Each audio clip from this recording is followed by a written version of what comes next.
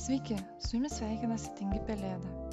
Tęsiu savo įrašų seriją apie pivot lenteles. Šiandien noriu trumpai parodyti, kaip galima tam tikrus skaičiavimus atlikti pačioje pivot lentelėje. Sakykime, šitos paskutinio stulpelio pivot lentelėje nėra, bet man jo reikia. Duomenis gauti šiai informacijai mes pačioje pivot lentelėje turime, tai mums bereikėtų tik atlikti tam tikrus veiksmus. Tokiu atveju galiu paspausti bet kur ant pivot lentelės. Meniu juostoje atsiradus Pivot Table Analyze, spaudžiu ant Pivot Table Analyze. Na ir tada susirandame Fields, Items and Sets. Išskleidžiame ir čia matome Calculated Field. Atsidariusiame lange galime nusirodyti pavadinimą. Na tai sakykime paskaičiuotas svoris, ar ne?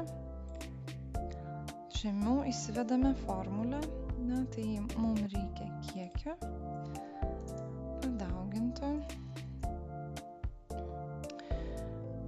Įprastomis sąlygomis, jeigu vieneto svoris būtų kaip vertė, kaip matote čia nėra, vieneto svoris yra po eilutėmis, jeigu būtų kaip vertė, galėčiau pasirinkti vieneto svorį ir tiesiog kiekį padauginti iš vieneto svorio. Šiuo atveju tai yra ne kaip vertė, o kaip eilutės duomenis, sakykime, taip kaip mes čia turime tiesiog įvardintą šalis ar ne kažkokį. Tai vieneto svorio negaliu pasirinkti, nes pivot lentelė paskaičiuos neteisingus skaičius. Tai šiuo atveju aš tiesiog įsirašau ranką 0,02 ir spaudžiu OK. Pivot lentelė pridėjo papildomą stulpelį, kur matome svoriai visiškai tokie patys, kaip ir tiesiog duomenys tiesiai iš lentelės, iš duomenų lentelės. Kitas dalykas yra, ką galime pasidaryti, tai galime susikurti Calculate Item. Tai reiškia, kad, tarkime, kaip pavyzdys, mus domina skaičiai susumuoti pagal tai, kad ar tai yra prekės iš EU, Europos Sąjungos, ar tai yra prekės iš ne Europos Sąjungos. Na, tai sakykime, Norvegija ir taip jau ar ne viena šalis, kaip ir viskas ok, bet turime Lenkiją ir Vokietiją. Ir man reikėtų matyti šių dviejų valstybių bendrus skaičius, o ne atskirai taip, kaip dabar matome. Tokiu atveju mums reikia paspausti ant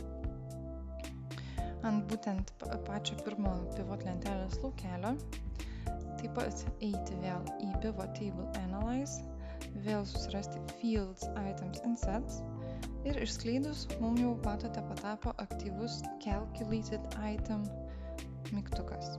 Spaudžiame šį mygtuką ir mes čia lygiai toks pat variantas, kaip buvo prieš tai.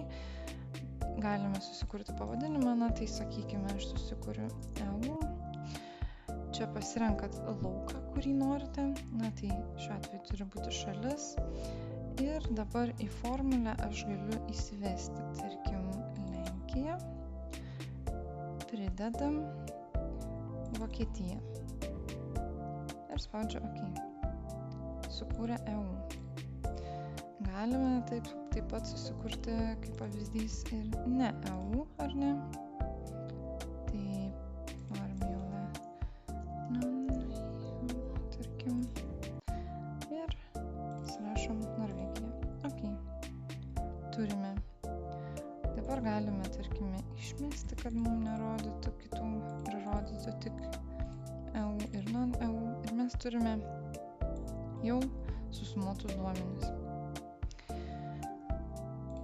Dar galbūt kas paminėtina, tai tarkime, jeigu susikūrėte Calculate Field, galite pasirinkti čia sukurtus ir juos, tarkim, redaguoti. Modify. Paspaudus jūs galėsite redaguoti. Arba galite iš viso ištrinti. Okay. Ir matote, dingo stulpelis iš pivot lentelės. Panaši situacija yra ir su Calculate Items. Lygiai taip pat jūs galite čia pasirinkti, paspausti Modify ir Delete. Taip pat Calculate Items jūs galite ištrinti ir per Solve Order.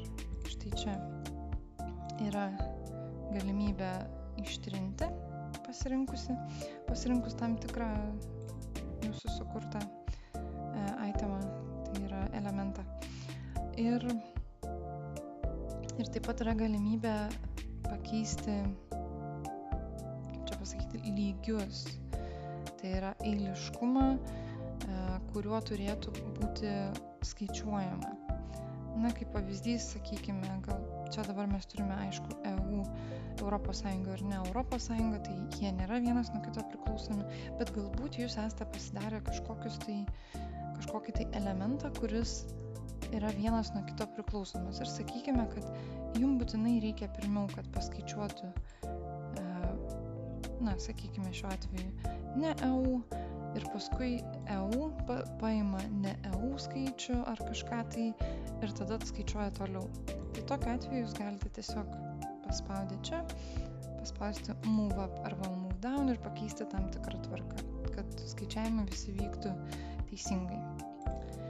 Na ir paskutinis galbūt toks trumpas dalykas, tai visos jūsų sukurtos formulės ant field, ant laukelių ir tiek pat ant elementų, item, visą tai jūs galite išsitraukti kaip sąrašą tokį, paspaudę List Formulas ir čia jums Excelis pats iš karto sukuria atskirą šytą ir parodo visą informaciją, kas kokiu pavadinimu, kokia formulė, eiliškumo numeris ir tai yra, ar tai yra elementas, ar tai yra formulė sukurta tam tikram laukui.